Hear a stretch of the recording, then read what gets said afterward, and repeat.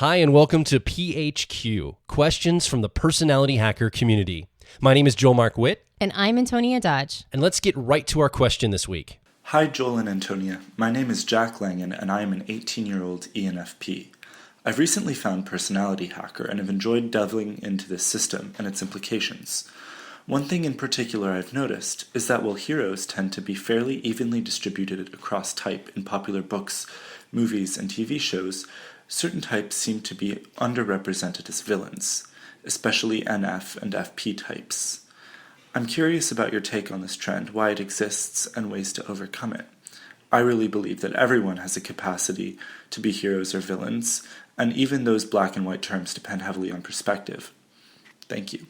Thanks, Jack, for the question. So there's a short answer to this, and there's probably a longer answer, but I'll take a stab at the short answer. The reason why I feel, and probably Antonia agrees with me too, the reason why there's not a lot of villains that are FPs or feeler perceivers, someone who uses introverted feeling, or what we've nicknamed authenticity in Hollywood, is because most of the writers and creators in the creative field in Hollywood, a lot of them use authenticity. A lot of them are FPs themselves or NFs themselves. So oftentimes when you see someone cast a villain role or write a villain role, they're going to write a type that doesn't make as much sense to them. So you'll see a lot of NTs being villains, for example, because it's like, well, I don't process things the same way, so I'm going to cast this character as the villain in my writing. Yeah, I mean, not that, just to make a clarification, we know what we're talking about, but I want to make a clarification for anybody who might be new, that being an NF or an intuitive feeler is not the same as using introverted feeling as Correct. a cognitive function. So I just want to create a clarification there from the question and our answer. NFs can also be using other feeling processes, extroverted feeling. But I would say that Hollywood, and in particular the arts, are highly populated with NFs and then also SFPs who are using introverted feeling. So you have a disproportionately high number of people in the arts and in writing and in Hollywood that are intuitive feelers, which would be like any of the four NF types: ENFJs, INFJs, ENFPs, and INFPs. And then you have a disproportionately high number of people who use introverted feeling, the cognitive function, in those arts as well. So that would be any of the FP types. So that would be ENFPs, INFPs, ESFPs, and ISFPs. So these are probably the highest represented dichotomous types and then also cognitive functions that you're going to see there. And yeah, you're going to favor your worldview. Like you're going to be like, well, if I was the hero of my story, which we all are, then who are the people who are oppressing me? And I think they'd have a tendency to be thinker types. And usually when villains are written, they're usually written like a feeler villain, either an FP or a feeler perceiver villain would be written much more nuanced. I think the villains tend to be not so black and white. They're very nuanced. There's a lot of gradient. Sometimes they get really dark in how those characters are written.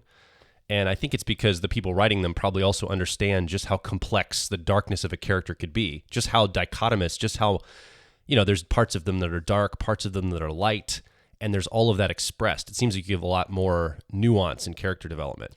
Yeah, the first thing I thought of when I heard this question was the character in the movie Perfume, which I think is no, that was in English. Okay, I was going to say I think it was a foreign film, but I don't think it actually is because like Dustin Hoffman's in it. And anyway, the movie Perfume is very interesting. I don't want to give too much away, but it's a pretty brutal movie. So it's brutal. It's very. I mean, but it's brutal in a beautiful way. It's a beautiful, gorgeous film about an extremely dark character. And the character, as far as I could tell, was probably pretty clearly, I mean, I say probably because I never like to put like a final stamp on any of the typing of, characters, which are impossible to type because they're not real people. But the character seemed to be an ISFP to me. And the amount of darkness and the amount of exploring that darkness and making it a beautiful darkness was very, I think, typical of when people who use introverted feeling as one of their primary two functions get written as, evildoers or villains. Like that's the attention that gets put there. And that's probably, again, a writer who is using introverted feeling, exploring that aspect of themselves in their writing. And so when art goes dark, it's usually an exploration of the darker parts of humanity. But when we're looking at like really high concept movies, like, I don't know, like movies that are The villain is very black and white. Usually I think that those villains tend to be TJs. A lot of them are like ITJs or ETJs because you could see how there's a very simple formula for how people using introverted feeling and wanted that, that self-expression and the individuality would butt heads with somebody who's, trying to create some sort of organization of evil, right? And like trying to make everybody the same. You can kind of see this showing up in lots and lots and lots of, even pretty much even in like the Hunger Game movies. Everybody who was a TJ that was trying to organize things, like they ended up being the bad guy. Even though I don't believe that Katniss was necessarily a feeler perceiver herself, all the bad guys were definitely TJs. Yeah. And that seems to play out over and over again in a lot of high concept movies. You're probably going to find more villains or darker characters that are feeler perceivers or this type of character in television shows, like on an HBO program, than you would in a movie. Movies have like 2 hours to solve the problem of the movie.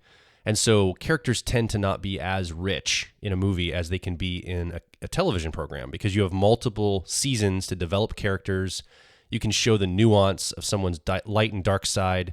And so it's easier to cast a villain that would have the authenticity process, for example, in a TV show because you can honor all the parts of how that's expressed. Whereas it's really easy to cast a villain in a movie that's like a TJ, for example, like you said, Antonia, because you can see it in the outside world. It's using that extroverted thinking process. That person's using the extroverted thinking process, which could be shown as that organization or the top-down mastermind villainous character.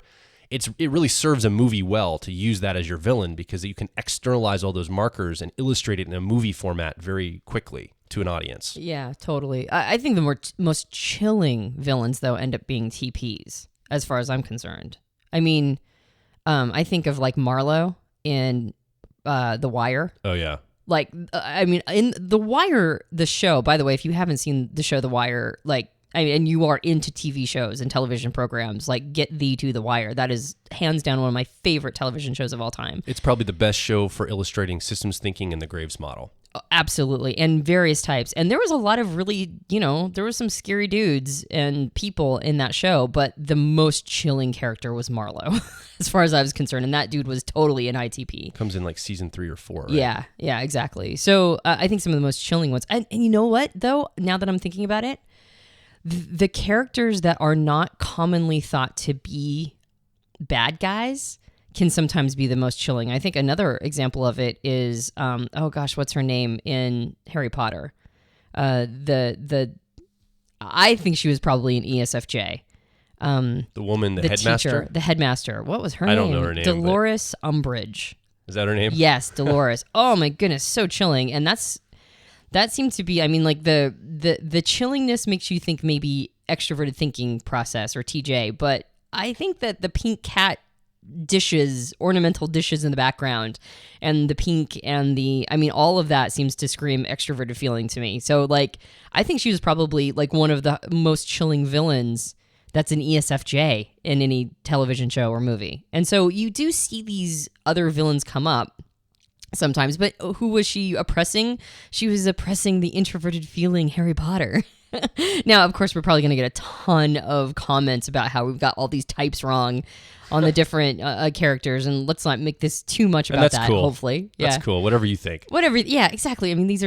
These are characters, so we don't really know their types definitively, but we can see them as archetypes. And the archetype of the reluctant hero very much falls in the introverted feeling spectrum. And so whenever you see a reluctant hero character type come up, then you're probably talking about somebody who's using introverted feeling, or at least has introverted feeling someplace in their stack. That's very common. But it is true, though, that it's rare to find really chilling characters that are using introverted feeling, and when we do, we find them to be very nuanced because the writer is exploring that part of them. But for the most part, you're going to see representations of types that have probably oppressed the writer of the scripts themselves in some form, and it's unlikely to be a fellow, introverted feeling user. Our guess is that Cersei in the show Game of Thrones might be a feeler perceiver, might use authenticity as her character. Again, we don't really latch onto types here for celebrities. We're not a celebrity typing organization. We don't really do that. We just have these guesses, obviously, because we do this a lot. And we're not married to these at all. I'm Yeah. not married to her having that as a process. No, Cersei is a really interesting character too. I mean, I've seen her typed as a million different things, but my goodness, I mean, again, probably an ISFP, and that will be quite controversial. I'm sure people will think, no, she's an ISTJ, or maybe an ISFJ or INFJ. I've seen INFJ a lot for her, but I think, I mean, I have actually met ISFPs in real life that very much make me think of Cersei.